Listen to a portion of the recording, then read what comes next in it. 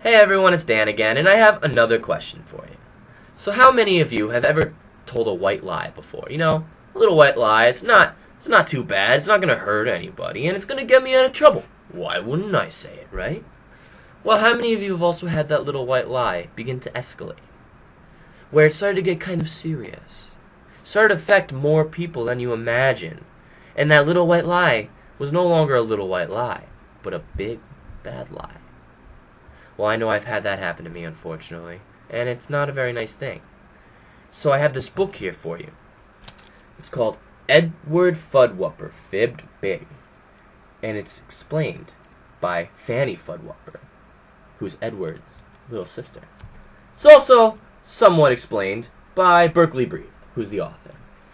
Well, this book is a great book because it teaches a lesson about lying.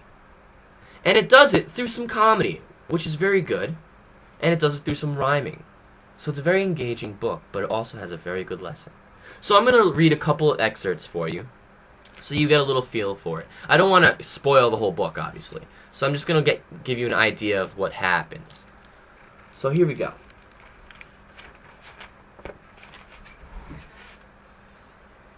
From a long line of liars, there's none higher upper than my fibbing big brother, the Edward Fudwupper. There he is now. I know just what he's doing. He's thinking of who could be the next for some fooling. Edward's been cooking up fibs full of phooey.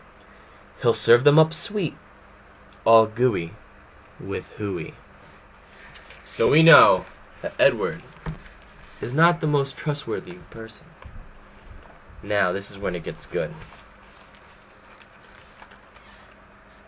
Early this morning, he did it again. He whacked a baseball, and things smashed in the den.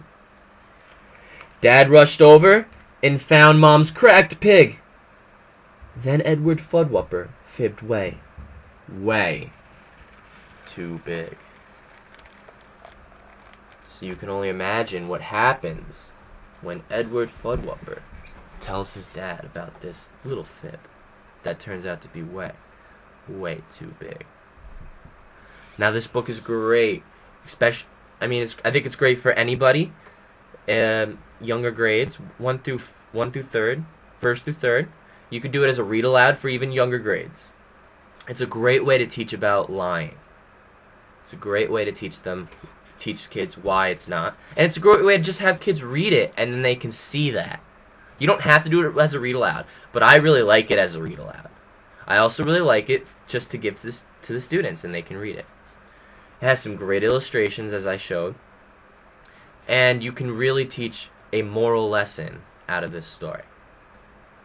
I think that you should all try it. It's quick, it's fun. I really enjoy it. So I think it holds more water and more character than you would think from the cover. I hope you enjoyed it, and I hope you pick it up. Thank you.